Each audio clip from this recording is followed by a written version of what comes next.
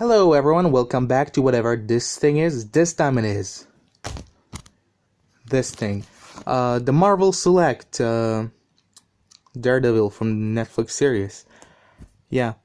Um Picking it up about a year ago in a convention. Kind of sat on my shelf until now, collecting dust. But yeah, it is kind of cool. I don't really like the Marvel Select size scale, or like the articulation is mostly iffy with them, especially with the hips. I don't like that hip articulation. Same with the older style of DC collectibles, but I mean, seeing newer stuff from them, they got better. Yeah, so let's take a look at a little closer. So detail wise, I mean, it's close to the series, not exactly how it looks like. I mean, it's very close, don't be wrong or something, but it's not exactly how it should be because there are some paint issues there on the face. This is the way I see it, but the suit itself, like, I don't really see a lot of issues with that. I mean, you don't really see the suit in the show because he's always like in the dark, so all the details in the series itself, in the show, it's kind of hidden in the shadows. But yeah, they did paint some dirt on the boots there, so that's kind of cool. But the face, it's kind of splotchy with the 5 o'clock shadow, and on top of that there is some skin color paint, just globs, so it's kind of bad, but it's probably like just mine. So it's, QC issues, that's fine. Yeah, so scale wise it's bigger than I'd like because mostly, like, I know a lot of others collect the 6-inch scale, the 1/12. This is definitely not it, because you see this is a regular 6-inch scale Spider-Man from Marvel Legends, and it's a lot shorter, which I don't think it should be that much shorter. But yeah, accessory wise, it came with the batons and this kind of backdrop here. This is made out of plastic, not something that I made, unlike the other one. Kind of painted the street walk to be like the same color as this, so it would fit in. But yeah, there are a lot of ports there, so you could put a stand that he also came with, but I have misplaced it. And he came with 2 pairs of hands. One pair is the gripping hands, and the other just the fist hands. Same details on both of them, on both of the pairs. Just one is slightly open so you can fit in the batons. Yeah, and I like how they did, the holster thing, cause Daredevil, like the character, he's left-handed, but Charlie Cox, the actor, is not. But good attention to detail, I guess. I think in the show is also like depicted left-handed, even though the actor himself is not. But I'm not sure, and it kind of helps to the old devil thing, because we all know that the Catholics and a lot of Christian type people believed in the past, at least I hope so, not so much now, that the left-handed people are children of the devil and witches and shit,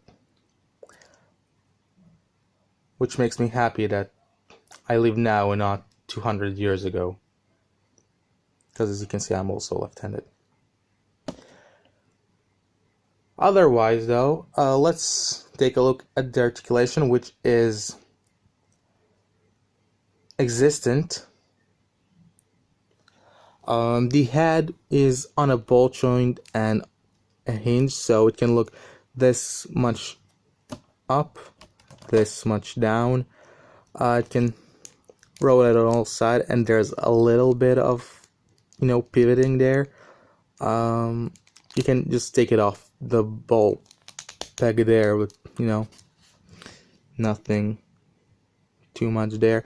There is a hinge here in the shoulder, but it's very limited, and like on the suit there is this kind of seam that is like a lip over the shoulder, which when you bend the shoulder like to the highest point that it can get, it kind of hurts the figure. It scuffs the plastic and could definitely like eat it away, which is bad.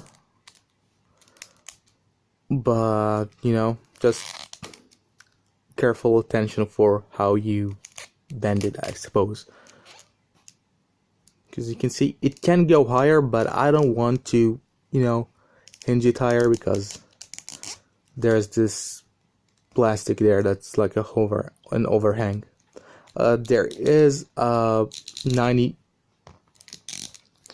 90-degree bend in the elbow, and it does swivel.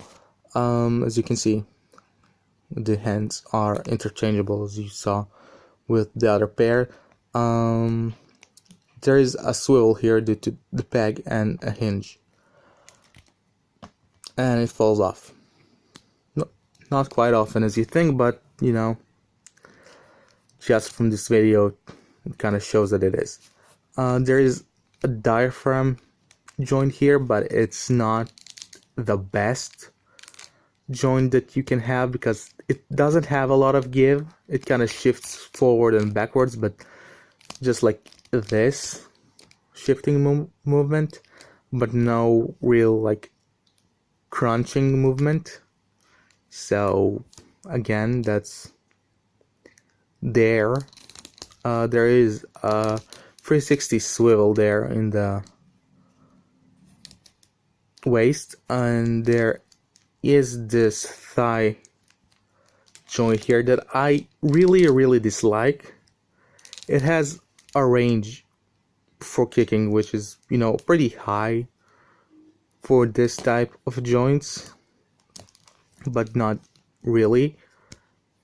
I'd rather just have it on a ball joint, and then there's the swivel here, right? Like with the Marvel Legends or SH Figuarts or Figma or most collectible lines today, and newer figures with this line, with the Marvel Select line, does have the ball joints, as I saw. Like I believe. No, never mind. There is the thigh swivel there. This holster is not removable, but the batons are, and they can connect into one larger baton, I suppose. In the comics, it was more like a nunchuck type thing, It was connected by a string or some sort, and had more than just two pieces. You can like carry him around the city, kind of like Spider-Man's webs, and more like a grappling hook thing.